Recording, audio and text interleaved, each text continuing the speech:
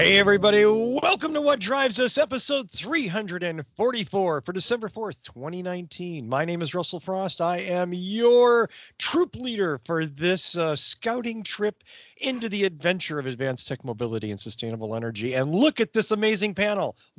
Ignore me. Look at this amazing panel. Let me introduce them and let's get on the road. And just because I haven't seen him in so long and I've missed him so much, my spirit brother in Tesla goodness, our friend in the Pacific Northwest, we've missed him all summer. Mr. Patrick Connor is back. Hello, wherever and whenever you are, YouTube and all the cyberspace out there. And we have a little more cyber in our lives now. There we go. Cyber what? What could you be referring? Well, we'll figure that out in a minute. Yeah, let's not go there. Tony Schaefer, our usual co-host, is not here this week, and we wish him good luck with what that's keeping him away. He'll be back soon. And of course, Danny Cooper.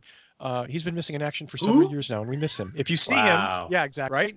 Jeez. Well, you're here. I got to mention Danny. It's like names from the past. Right above him on my screen is our friend in the Mid-Atlantic region, sporting some fine new Tesla art prints. We call him Mr. Casey Green. Good morning, good afternoon, good evening, everybody. He's really far east. I think it's That's why I do the whenever you are. The whenever you are. So, news for me is vehicles and service getting the computer upgraded, among other things, and it's rainy and cold here. So. That's what we've got. Nice.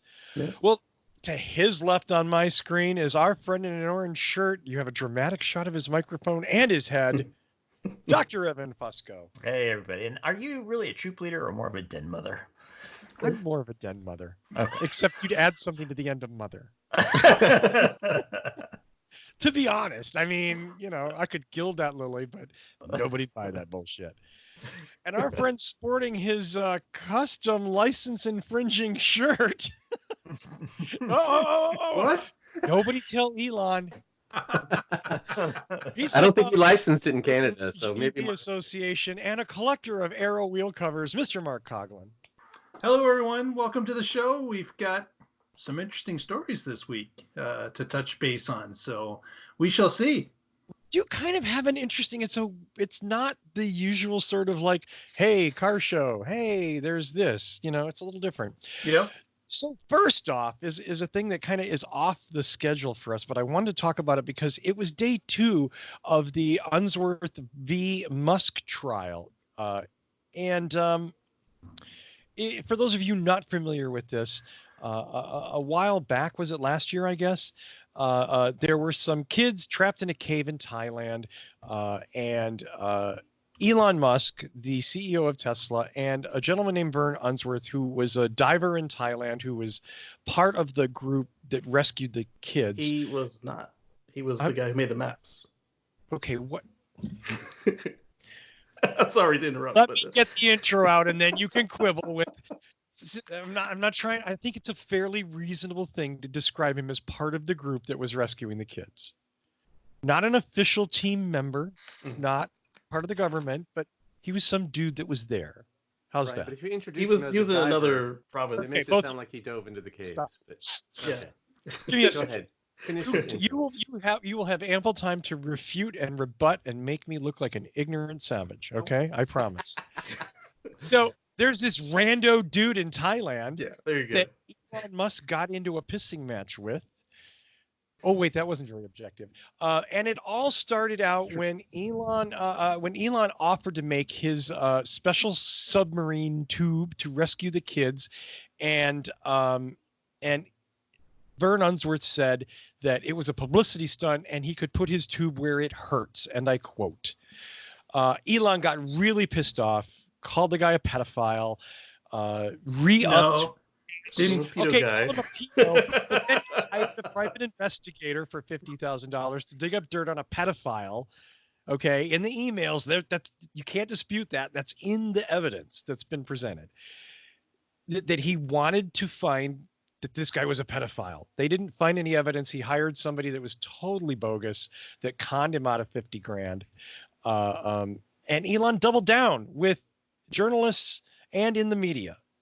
after he apologized. Then he went back and went, oh, pedo guy, whatever. Now Elon's, of course, very sad. Elon's sort of, this is me opinionating here now. Elon's very sad because he's saying, oh, pedo guy's an old South African insult. Sure it is, Elon. Sure it is. Day 2 of the trial, Elon has completed testifying. Vern Unsworth testified this afternoon, and I believe will be coming back tomorrow morning, but they expect this to be fairly quick. The thing, before I get each one of you guys' takes on whether I'm right or wrong or however, is the thing that blows me away about this is, why in the name of Satan did he not settle? Is he so ego-driven that he couldn't have just like sent the guy a few million and said, I'm so sorry, dude? You know what I mean? Like, and signed a non-disclosure or whatever, which every other CEO on the planet would have done. He told the judge that he's cash poor right now. If he paid off this guy, then there's going to be so many other people baiting him, just trying to get him to insult them so they can get $1 million payout too. Don't forget the shorts guy. Yeah, forget that. There's no way he should pay it off. Yeah.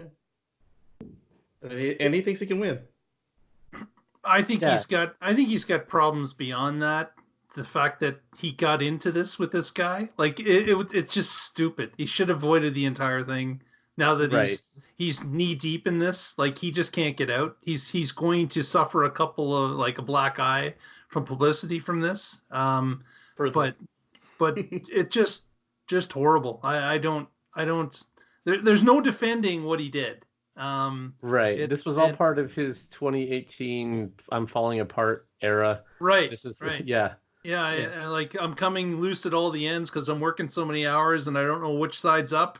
Right. This was huge error in judgment, and he's going to have to pay. And maybe, as Russell had said, why he didn't.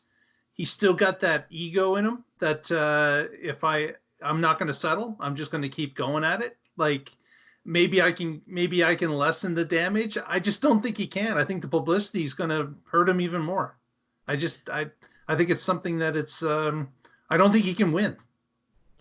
So what preceded all of this was obviously they were ramping the Model 3 at the time, so that already cut into his sleep. And then people reached out to him on Twitter to ask him to help save these kids. You've got the resources, please help. And then the official government folks reached out to him and asked him to help as well. And so, he spent a lot of time working on this torpedo with the kids, with the team to rescue the kids. And it seems that he had a really, really large error in judgment when this guy told him to sodomize himself with the kid sub, and he lashed out with something he should have never said. And I've been reading through the court case, and it's quite interesting. Right, but if you're really trying to save these kids, if you're not just doing it as a PR stunt, and someone accuses you of it in the press and says this, it's understandable to get mad about it and to lash out at the guy. Yeah. And if everybody online who called each other names ended up in court, our court systems would be jammed. No. It's ridiculous that this has even gone to court. Yeah, they both should have manned up and said, "Oh, we're sorry. We should have said that shit. It was terrible. I'm better than this." Both of them should have said this. And I'm wondering, I don't know if Unsworth is using it as a payout or not. He got knighted somehow, and this is just he incredible. Saved some kids from a cave. He didn't do shit but make maps years ago. Anyway, somebody. So the Queen's in on the conspiracy. Well, okay, so not saying there's a conspiracy, but everywhere has been reported that he was in there, he was wherever he was in Thailand. He was not in, he was not there on the ground as he keeps getting made out to be. Let's look at Elon was more on the ground than he was. Let's look at this as if Elon flew his jet. I want to hear what Evan has to say. Hey, so if Patrick told me to stick my Tesla up my ass. Yeah. And I said, fuck you, you pedophile. Yeah.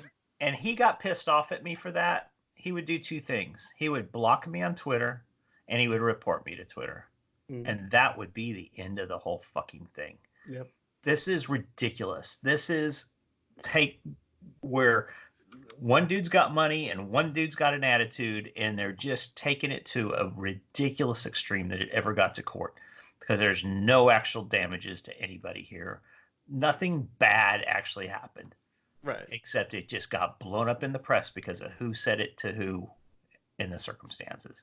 And it's just silly. This is the whole root of this thing is childish pissing matches. And it's just so fucked up that it's gone this far. Right. Like if Unsworth would have been improperly jailed because of this, then he'd have actual damage. Oh, yes, absolutely. Yeah, so, but what didn't help was when Unsworth said, "I'm going to sue you," and Elon said, "So sue me." And then he called his bluff. It was like, what a waste. So, yeah, Patrick, if somebody with immense social media power says something about you,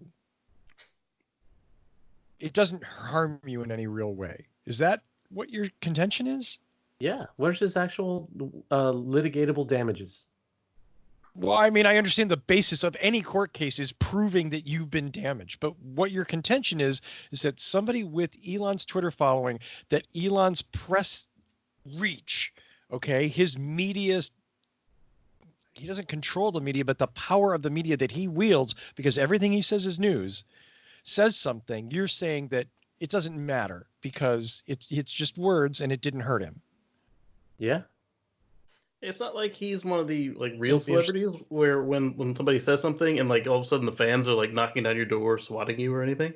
He literally had no, as far as we could tell publicly, no consequences to this other than his feelings were hurt. Well, what if everybody that Trump has insulted to this degree or worse sued him? Yeah, he's got a huge following. I don't know that the Trump defense is going to be a good one for you. No, but I mean, if you go online and insult any celebrity, and then they were to lash back at you, you're the one that opened that door. So it's not like Elon started. Their retaliation, well, too bad. Yeah, if Elon started it, it would be totally different. You realize the specific power of the specific word that Elon Musk chose. But he didn't say pedophile. He said pedo. Okay, you know what? I'm not going to play that game. But so if he said I totally disagree. There's I disagree mixed too, words that's here. Not it. He right. There was said no ambiguity. pedophile. Yeah, we know what he meant. But what if he said motherfucker? Or asshole. But that's a well-known insult. Are we immune for to us, that now because it's used in so English. often? Right? We use motherfucker all the time, but is that really any worse than pedophile? I mean, yes, because guess what? You can go to jail for being a pedophile. You don't go to jail for being a motherfucker, especially you go to jail if you're accused of a crime by a government agency, not by some dude on Twitter. I understand, but how do these things come to light? Well, okay, not by tweets. To reinforce Elon's words, Elon spent $50,000 to dig up information on Unsworth, specifically to dig up pedophile allegations. Okay, no one can do that. Those are the emails that have been published as evidence in court. Yeah, that's where he doubled down. He's like, well, you're there in that particular province. You must be. Just like he said, his lawyer said, oh, well, if you're coming to California or Colorado, it's got to be for the pot, unless you live there. Yeah, so that's when it goes from being, okay, this is just some South African insult to now you're actually investigating him for it. Maybe you really think he did it. But when we talked about this a year and a half ago, I said if he really thinks he has done that, he should hire an investigator. And if he finds anything, report it to the police and get the guy put in jail, not be tweeting about it. Mm-hmm. And he wasn't tweeting about the investigator. That was him and that reporter, where apparently he forgot how to go off the record works. Yeah, the BuzzFeed guy. Nothing's ever off the record. If you say it to a reporter, it's on the record. Probably a good way to act if you're a CEO, especially if you're Elon Musk. Yeah. Right? Yeah. Because everything you say is news. Mm-hmm. Okay. On some level. Yeah. Or worse, it's not news, it's clicks. Yeah. Yes. Yeah. Absolutely. I mean, but I think, Russell, you open a question of does it change if I call you a pedophile? I have 200 followers, most of whom don't even know who the hell I am, and and so it carries less power, right? I mean, 80% are bots. Does it make it less of a crime for me to do that? Well, you have less of an influence, certainly, right? Like if I'm talking about damages and you have 200 followers, it's like, how damaged was I? If you have 26 million followers and everything you say ends up in the media, it's a lot easier to prove that I was damaged. Okay. That's just my opinion. And again, specifically the pedophile allegation, because it's such a polarizing one, because it's such a one that very few people have any tolerance for, including, let me point out, people in prisons who kill child molesters in prison. Okay. Like nobody likes pedophiles. There's not a, well, I guess pedophiles are about the only people that like pedophiles. So because the insult was really, really bad, that means he had damages. Because I think you oversimplified it, but I agree exactly with that formulation. Yes, because of what he did and because of his power in the media, yes, it's really, really bad. Patrick, if you say... So wait, so when Mr. Unsworth made his insult and said that was highly publicized because the whole Thai cave incident, so he had massive reach with that insult. Compared to Elon? And that's what he was going for, too, because he said Elon was a publicity whore, and he should shove it up his arse. That got a lot of media. But just like the pedo, it means something. Stretch it out. We knew. I understand. I'm not, but I don't want to. Okay. So I want you guys to have the last word on this. After this, what happens with the? Is the British court case already been processed or dismissed, or is it? Because it looks like we're gonna go through this again after this. I believe that the British case follows this one, he will lose in Britain. I'll make that prediction right now. You think he's going to lose where he is now? He'll be fined £1. Do I think he'll lose? Yeah. Yeah, I think he's fucking insane for not settling. Yeah. I think he's insane for not settling. I'm curious why he thought he could win. He's a billionaire who's got to go on and say a whole bunch of embarrassing kind of half-truths in court that are going to go on record. He's wasting 2 days of his life, or he's wasted at least. Well, and the depositions and everything else. Why? To prove he was right that the guy is a pedophile? They just need to put like restraining orders on both of them, tell them, break them up, and not let them ever talk to each other again. Honestly, that's really what should happen. It's just so ridiculous. My final word. We have a First Amendment that gives you freedom of speech. You should be able to talk trash online to people that talk trash at you, and it should be dismissed. Mark? I don't know. I really don't. Fair enough. It's so. First of all, it's so bizarre. Secondly, I can certainly see that damages have to be proven, but I also agree that when you get the reach of 26 million people, this guy probably received death threats, like from all sorts of nut jobs on the internet. He probably had to shut down his Twitter account, or he was just getting constant bombardment from the Elon Musk army. We'll probably see that tomorrow. That is out there. I don't know. It's horrible. All of it's horrible. But. I agree. He should have settled. He should have walked away from this, because I don't think it's a non-win situation for him. I think he's screwed regardless. Yeah, this should have been about the kids.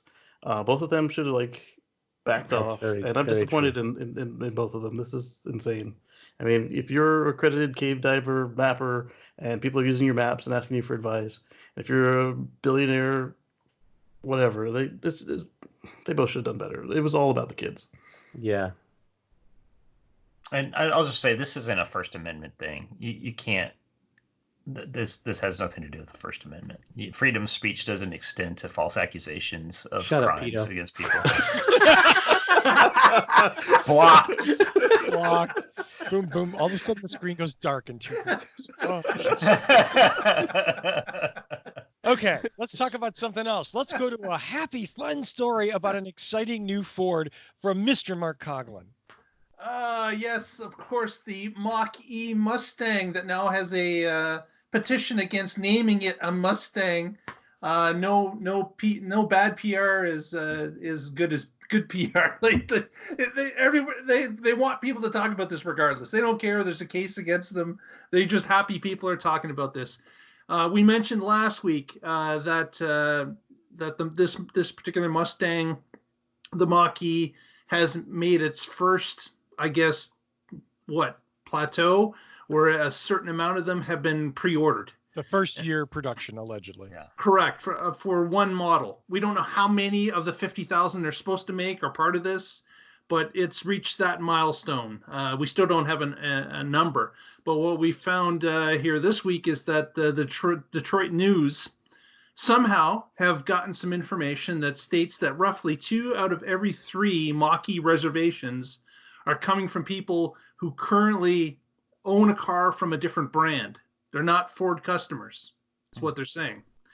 And they said many of them have never owned an electric vehicle to this point, and that's a change too. So awesome. That's a step towards electrification. That's a step towards introducing people to an electric vehicle that have not done it to this point. So fantastic, right? Mm. The other part of the story is that of course the dealerships are involved to sell these actual Mach-Es, and the dealerships are the ones to set the price. So in Ford's website, where you go to reserve your car, where you put your $500 down, refundable $500 if you don't wish to go through with it. But if you put that money down, it states right in the fine print that this does not guarantee you that you will get the car. It doesn't even guarantee you that you will get the car for the MSRP price that Ford has stated. Because the dealerships are the ones that will actually sell the car to you, and the dealerships are the ones that will actually set the price. So there was a gentleman that read the fine print, and he balked at it, because he said, why am I putting $500 down when I'm not even guaranteed I'm going to get the car? I'm lining up first. I'm giving you my $500, and you can't even tell me that I will get the car, because there could be a number of people in my region that go through my dealer and their allotment is gone and I cannot get the car. Mm-hmm. So he's balked at this. Yeah, my dad was one of them. He's like, wait, what? Yeah. But I don't know why that surprises anybody. I mean, they're because of the way the dealer model is set up, that's exactly how it works. The manufacturer is not able to force the dealers to sell at the MSRP. It's a suggested retail price. And if anybody remembers the early days of the second-gen Prius, a lot of the Toyota dealers were jacking up the prices on those. Some were just directly jacking up the price. Some were doing it by making all the accessories and things ridiculously more expensive so that they could get more, because there was such a high demand for that vehicle at the time. And there's certainly some element of risk of that here. At the same time, I think, when you've got a competitor like Model Y that's going to already be available probably by the time the first Mach-E rolls off the line, they're only going to be able to manipulate those prices so much before people just say, fuck it, I'll get a Tesla. Mm-hmm. Yeah. And then the third story that's related to all of this is that just yesterday, I believe, Ford put out some sort of a news release or a suggestion maybe to the dealer network. It was directed at dealers, asking them not to advertise the Mach-E at lower than MSRP. So this is all over the board. Like we don't know what's going to happen. We don't know what if the demand's going to be high and they're going to try to jack up the price, or if it's going to be low and they're going to try to go under the price. Like it's really, we're getting a real mixed bag of information here off the start. So again, you're adding another component to this of all these independently owned dealerships and what they believe the car is, what they believe the car is worth, and how they want to sell it, could all be at odds with not only customers, it could be at odds with Ford corporate, but there's nothing that's stopping them, because of course it's the dealership model. It's how they want to sell, and that's all there is to it. So and I can see like Kia said, I can see, well, why were we surprised by this? But as a consumer excited about this new product, You've seen Tesla do reservations. You've seen Rivian and Byton and Bollinger and all these guys Elio do the reservations and control how this rollout is going to happen. And knowing the power they are capable of wielding over their dealers, it might be reasonable to expect that if they're going to run this program, that sounds like all the competition's program, that they are doing the same thing. It's that your money is actually doing something. And I can understand being disappointed after laying down real money. I mean, $500, you'll notice that it's missing from the budget. I think the one undeniable truth here is that this case, this specific issue, really highlights the weakness of the traditional dealer network, and Mark, I'm going to take small issue with the way you phrased what you said. I don't know that this is the way Ford wants it, but Ford doesn't have a choice. Like they certainly enjoy it and they benefit from it in some ways, but they're also hurt by it because they have no choice. They have to sell through franchise dealers. That's in law in most of the states in the United States, and they can't change it. Now, whether they would if they could or not, who knows? But they're stuck with it, and it hurts them. I wonder if they could preload the orders like the Mary Kay Cadillacs and be like, hey, this is the VIN number for Mr. Smith on 555 Dearborn Street, and almost act like a car buying service for the customers that have reserved it. Yeah, like the fleet trucks. The fleet trucks come in a completely different channel than the retail trucks do. Right. Yeah, it'd be interesting if they didn't completely get away from the dealer model, but did do some tweaks to it, find some ways to help. And I'll just say, we reflecting back again on my Prius experience, with the early adopter activities, the Prius Pioneer program and things like that, there were certainly methods of working with the dealers. I don't know if they promised them extra, Tundras or whatever they did. I don't know what kind of guarantees were made, but they certainly were able to work with the dealerships for this limited distribution for like the Prius Pioneers program and things like that. And then I think the second gen, there was also some option for early ordering for previous owners.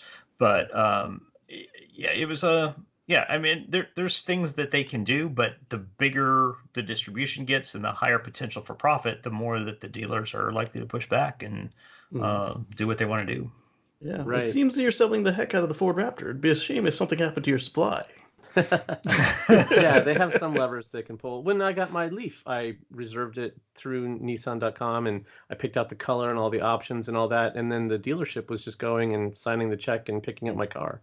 Yeah. So the dealership was involved, but they weren't.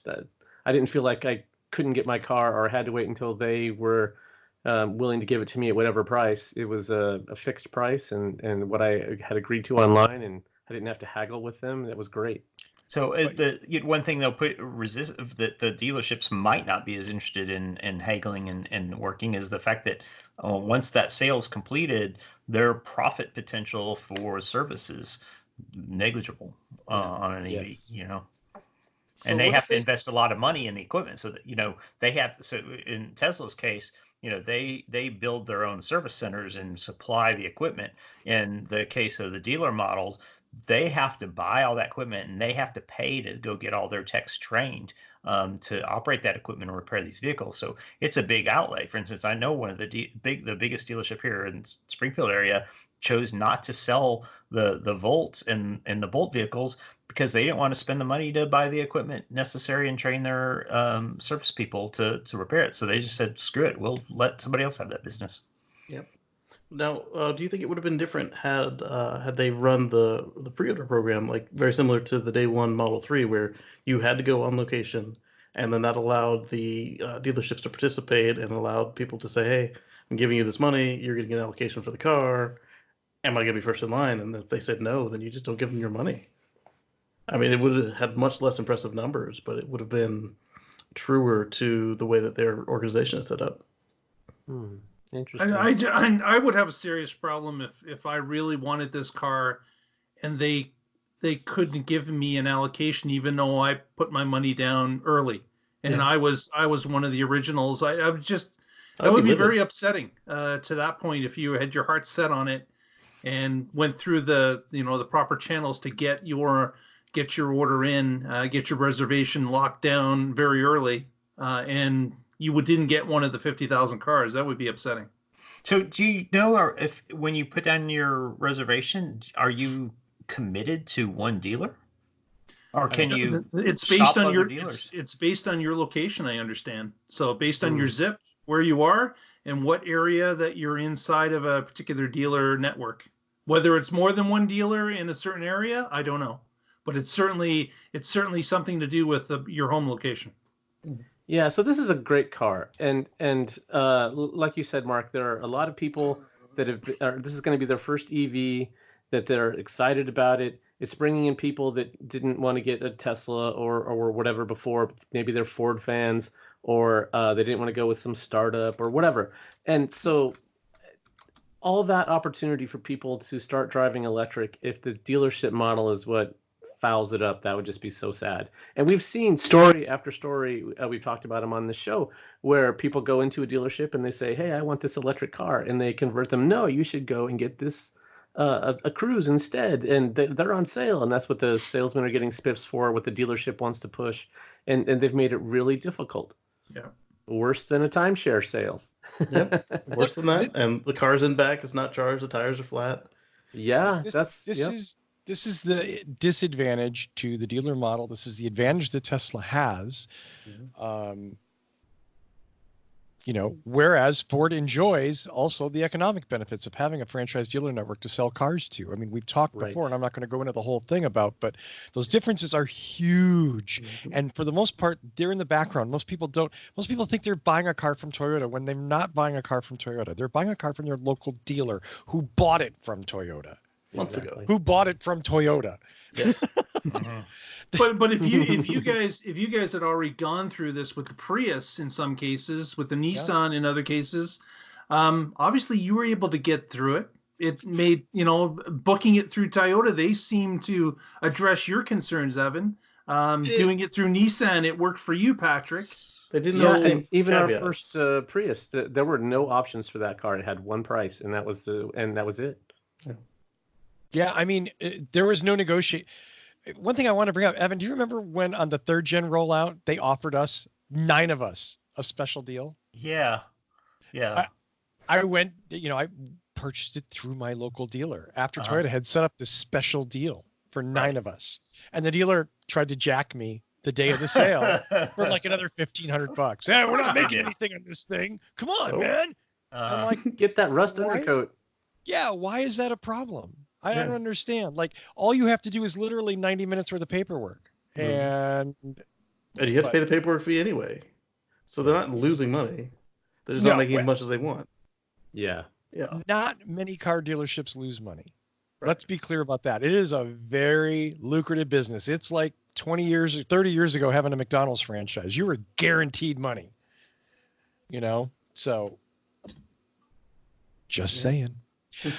Let's go to Casey for the next story. All right. I've got a little clip here. Let me just one last thought on that last story. Just to add, sorry. Have a little story. I'm sorry. Here's the deal. Remember, this will be only maybe the first 6 to 9 months that any of this will be an issue at all, right? Because there's going to be that initial hunger. There's going to be the people that have waited and they're clamoring to have their first Ford electric car and all that. And the dealerships are going to rape those people both ways, and because they know they can. Dealership markup. Right, and they'll get that markup, and then that'll cool down. And just like with Tesla, if you want one in the first 3 months that they start rolling out the Model 3, you better get ready to bend over, and you'll just be lucky to get it. But now Tesla is a little more hungry for you, and is looking to make sales and more desperate to make sales, and that'll happen with this too. So for those that can be patient, it's going to be fine. Yeah, and then there's also the contingent that Europe got a lot larger of an allocation than they were expecting. They being the auto press, I guess, and so there was a smaller availability here in the States, but the European Mustang is a new thing, so they actually got that double hunger. Like, not only is it an electric car and it comes with the incentives that the local municipalities offer, but it's also, hey, I can get my first Mustang and it's electric at that. And so it also kind of disappointed people that it wasn't a separate European allocation and then the 50K for the US or whatever the number was. It was, this is the worldwide allocation and this is what you get. And so less people could get that first edition or whatever. Yeah. Are Mustangs big in Europe, I wonder? They, like I said, they literally just got it. What was it, 2 years ago? 1 year ago? Oh, okay. Yeah. Yeah, I have just a little Mustang aside here. So a long time ago, I met this woman who had its beautiful blue 1968 Mustang. It was gorgeous, and so was she, and now she's my wife. There you go. and this is exactly what the Ford CEO was saying when he was standing there next to Idris Elba. He said, everybody's got a Mustang story. Sure. Right? My first car was a Mustang. Yeah. 67, baby. Wow. With the mismatched wheels. It was a huge piece of shit, but I loved it. Oh. Yeah, I loved it. Okay, Casey, are we? We are ready. So okay. I was Redditing it up this afternoon, sometime today, and came across this post of a vandal slashing a tire of a Model 3 caught on camera. And I don't even think it would qualify as a slashing. Let's take a look at this. It was aggressive. The guy claims to not know this person. What kind of vandal walks out carrying his shoes? Yeah, barefoot vandal. Grocery bag. Where was this? Somewhere in California. What the fuck? Oh, he's got a light and everything. So we could find the tire? Yeah. Holy crap. He's got some anger. He had a problem with the owner. There's something personal going on here. Yeah. There's no way that was just by chance. The guy claims to not know the vandal, and it wasn't that he parked in his space, and I'm sure once they catch him, we'll find out the story is probably like he got road rage too hard or something, and just like the one who one of the ones that did the keying, where the guy wasn't even aware that it happened, and she took such offense that she was cut off, and he's like, I didn't cut you off, I just made a turn, there was a space. We're gonna find out that guy works at the local tire shop. Yeah, there we go. I love that. I need 4 predictions. When are we going to finally stop seeing every crime on the Sentinel cam or whenever? Like, when is that going to be old news? When people stop.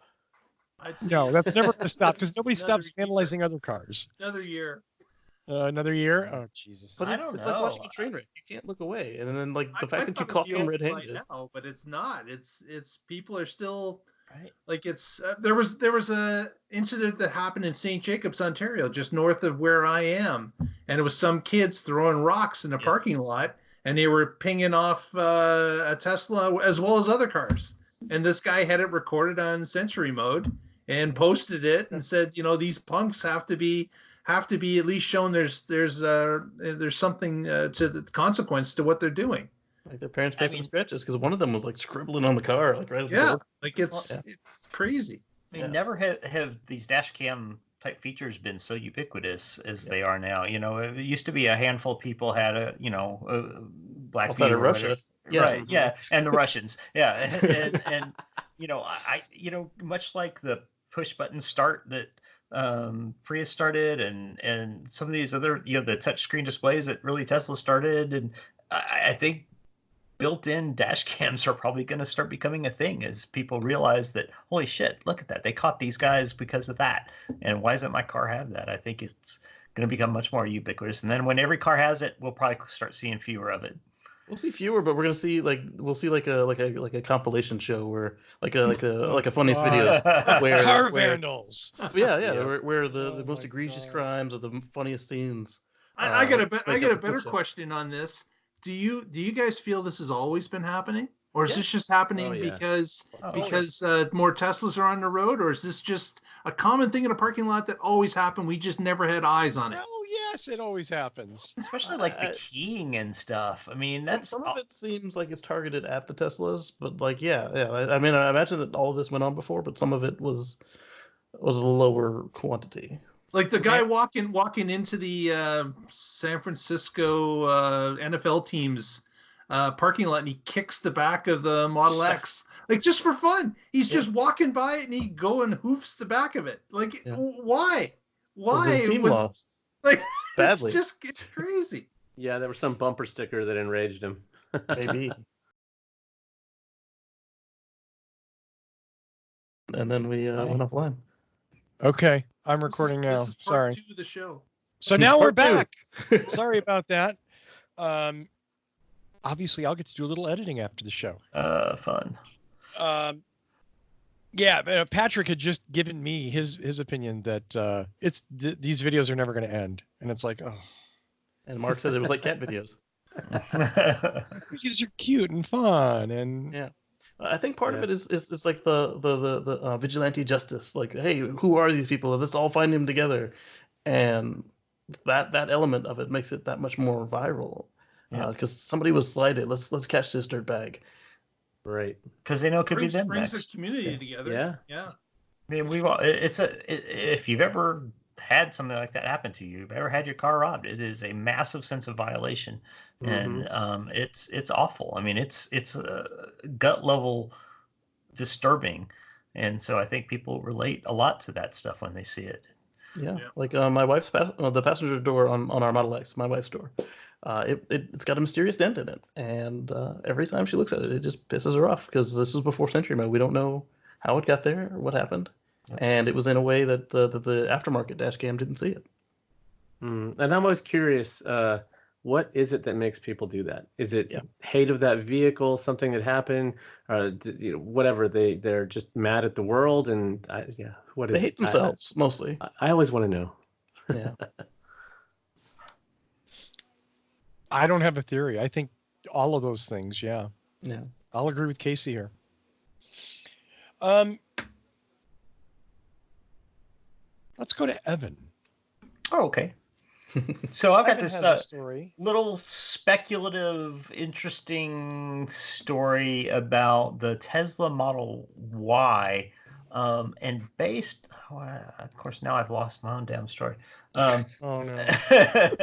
So some people are speculating that the Model Y may actually launch much earlier than expected. So original projections were fall of 2020. Tesla themselves pushed it up to summer of 2020.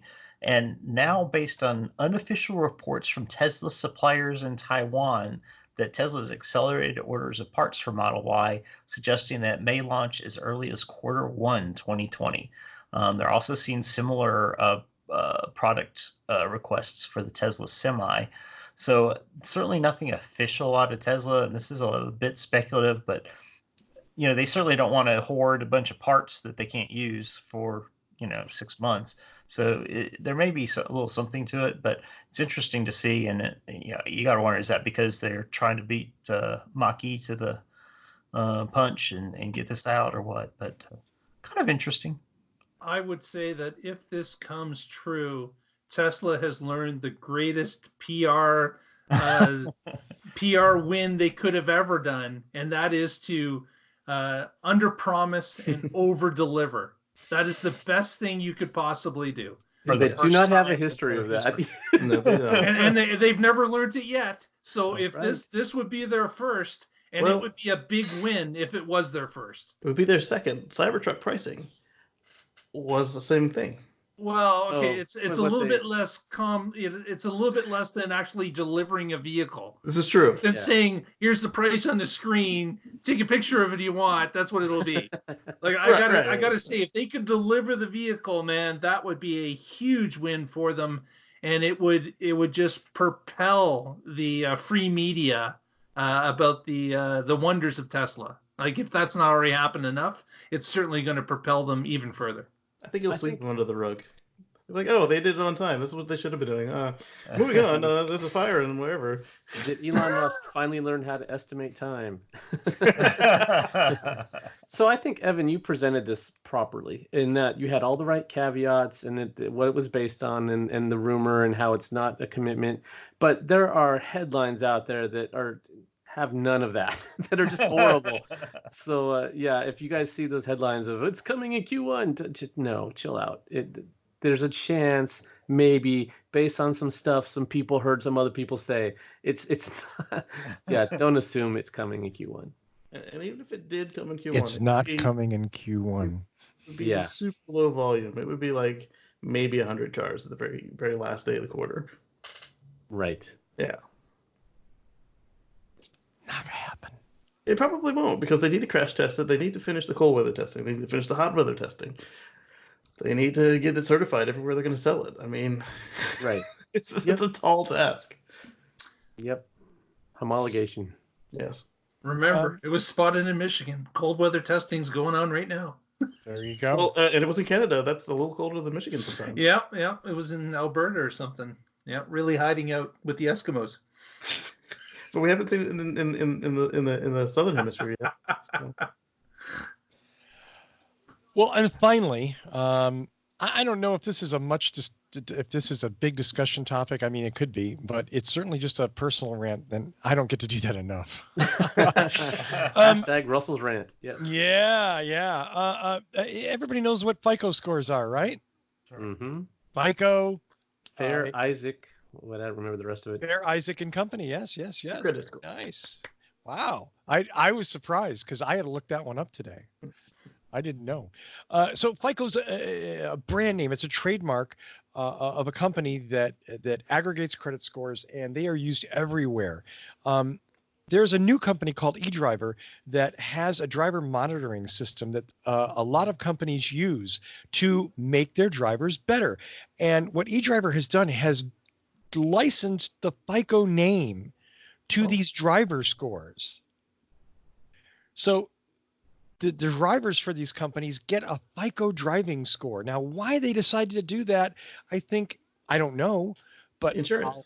I'll guess, I'll project, I'll say because they want to make it like FICO credit scores, where you need that to get a job or an apartment or lots of other things that those credit scores get used for. So now, if you install this little app on your phone, your FICO score could change your insurance rate. It could mean you don't get hired someplace because you have a low FICO driving score. It's a huge potential mess. Is it a mess right now? I don't know, but I don't know very much about it. I don't know where the data goes. I know some of my neighbors would not be allowed to drive in the complex because they drive too fast and dangerously around the children and other cars. I happily acknowledge that driver monitoring could make a lot of drivers better. It could. Yeah, absolutely. But do you think it'll make it better for them or make them better? Or do you think it just drives up their rates? I think it's the latter. Yes. Yes, to both. Yeah. And you have a choice. A lot of these cars are connected, even if they don't advertise a connection package. They are still, as we found out from our previous show with the security, they are still connected, even if they are not selling it to the customer. And do you have a choice in whether or not they're reporting your habits, and will they acknowledge it to you? Well, let's say you work. The whole privacy thing there is interesting. Yeah. Let's say I'm sorry, Patrick, go on. I was just gonna say if they're recording data about you without your knowledge, there's a real privacy concern there. And that's how they started. The original credit score, we didn't know shit about it before they showed up, and then all of a sudden they lost some court cases, and they had to disclose what your score was, and then they had to give it to you, but they still use it. They were collecting all this data without your permission. Right. And they're selling it without giving you any money. Yes. They're charging you to get access to it. Mm-hmm. Losing your personal information all over the world. Let's say you're they've been hacked. Driver for some company, and you got to use this app as part of your job. Mm-hmm. You don't own that data. Mm-mm. They own that data. So stuff that happened at a job maybe that you had 3 or 4 years ago could come back potentially to could hurt you significantly, because who knows how these numbers are going to be used. I think it's telling that eDriver use this trademark name, and I think that's telling. Why not just call it your eDrive score or something? Yeah. But FICO is definitely like, we want this to be a universal number of your aptitude behind the wheel. Yep. They want and it makes it easier to sell it to the consumers of the data as well. Because remember, you're not the consumer here. You are the product. They're selling you. Yes. So if they come to the bank or the insurance company or the apartment complex and say, hey, we've got a FICO driving score. Would you like that in addition to your FICO 8 or FICO 12 or FICO 3? Because a lot of them like to use the old stuff, the one that hurts you the most, rather than the new one that's more balanced. Especially like the houses, they'll do the FICO 3 or 5, and then they'll take the lowest score, throw it out, and then you've got these scores that might not actually represent how well you pay your stuff.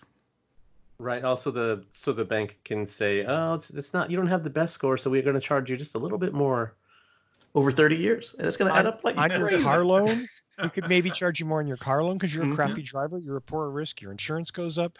Who knows? I'm just clicking around through the site. It's really, they heavily are marketing to insurance companies and things, and like this chart illustrates the lowest scoring 20% of drivers are up to 30% more likely to have a collision in the future than the highest scoring 20%.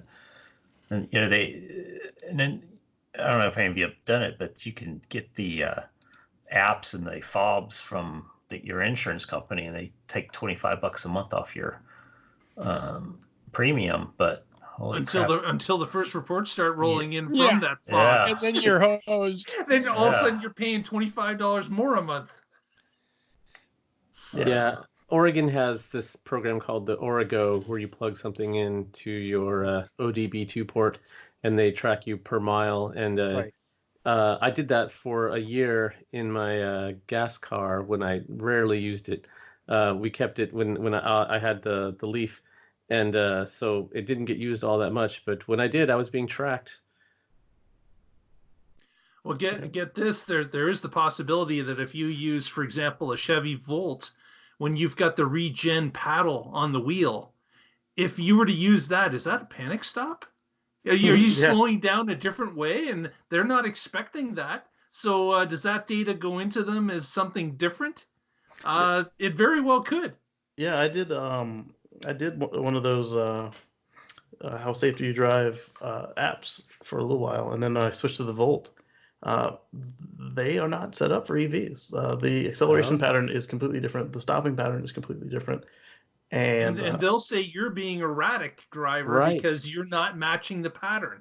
And I can't because the car isn't built to do it. Exactly. And that's going to make you look like a horrible driver in their metrics because you're outside of the normal curve. Yep. And the only reason I kept scoring high was because I was in Charleston, South Carolina, and the people there generally don't drive very well.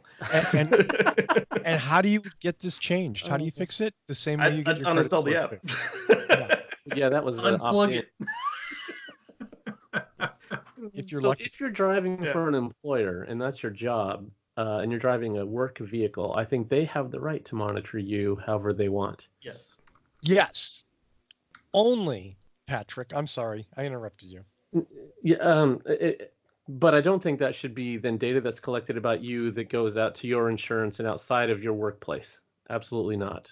It should never have your name on it. It should have some vehicle number, and then they should know who was driving it at that time. Yes. But it should never be personal. I agree 100%.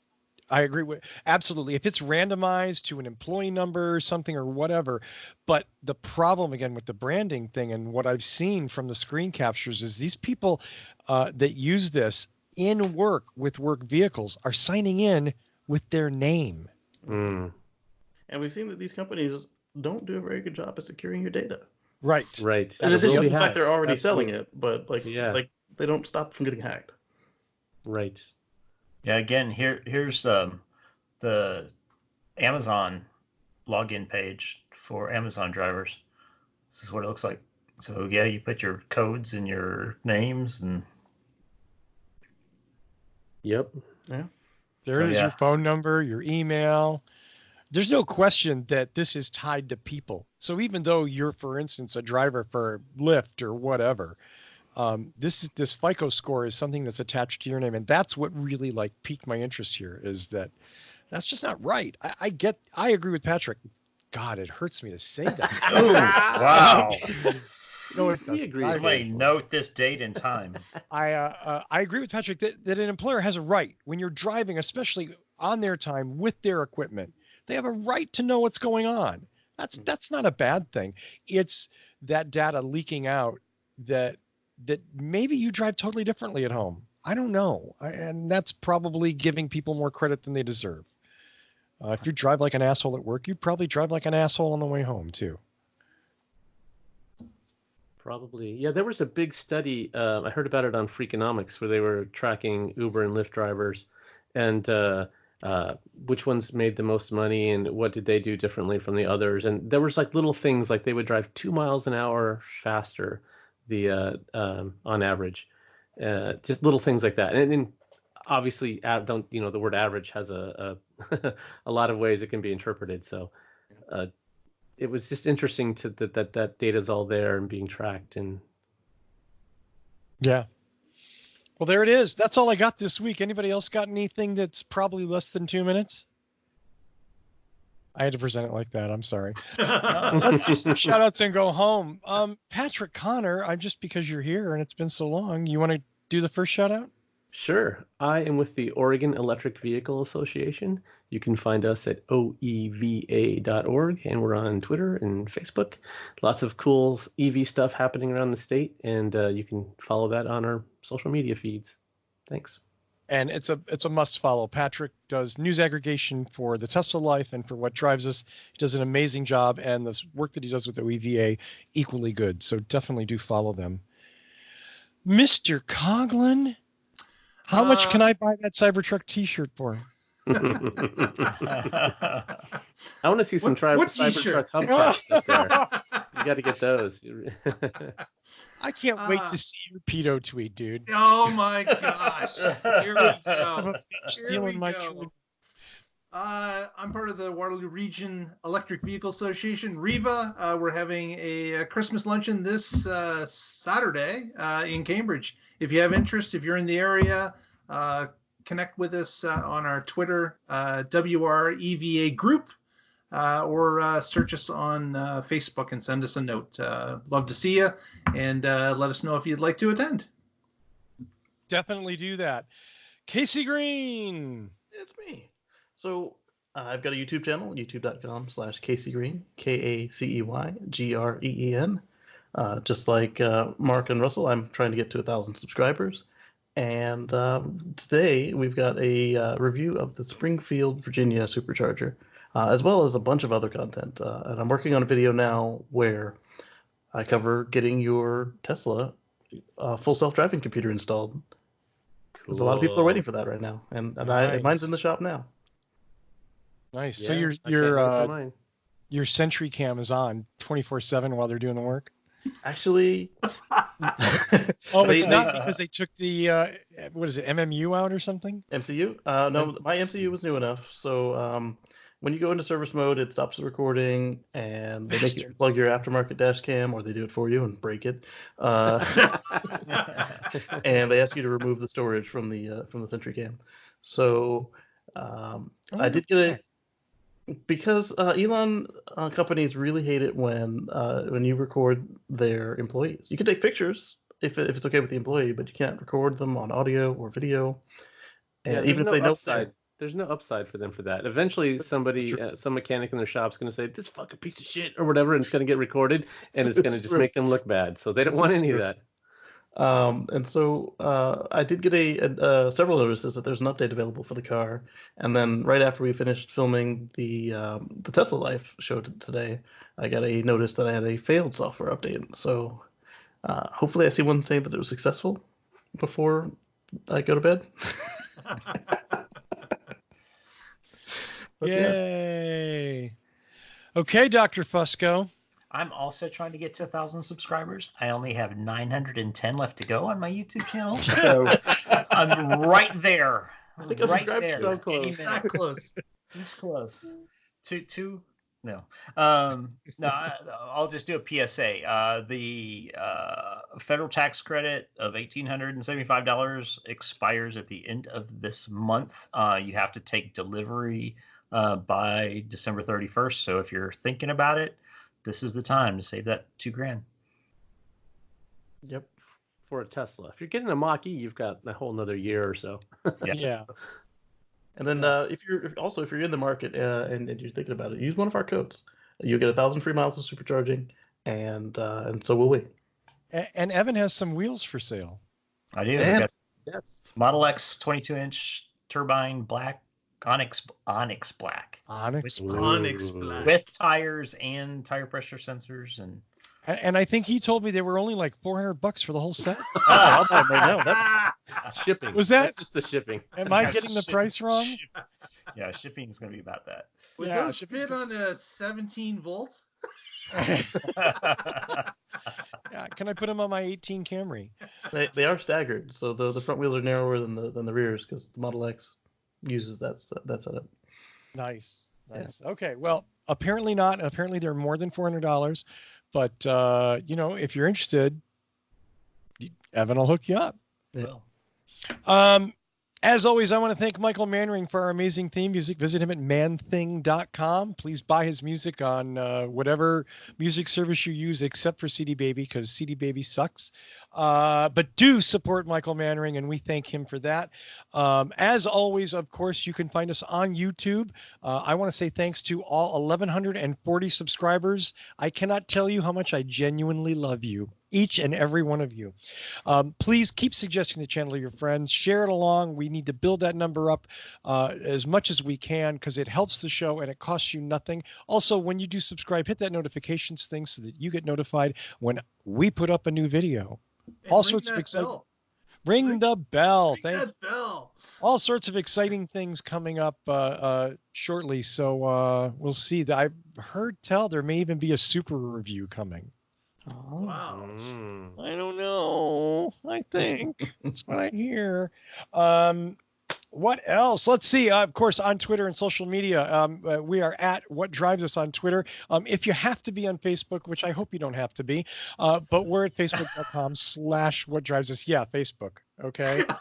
And of course, Patreon. If you want to support this show for as little as $1 a month, it's less than 25 cents per show. Okay. Patreon.com/What Drives Us show. We're there. That's a good way to support the show, and we appreciate it. What else can I say? I want to thank, number one, super good show, Patrick Connor. I'm surprised Patrick wasn't just arguing with me the whole time. No, but I will testify in the Facebook and CD Baby case against you. You should. Oh. Boom! Slam dunk. I want to thank Patrick Connor because I love him. Thank you so much. Thank Mark Coughlin, Mr. Casey Green, and Dr. Evan Fusco.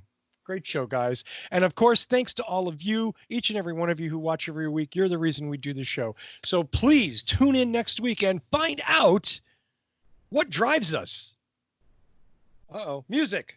Thank you, Michael. See you next week, everybody. Bye.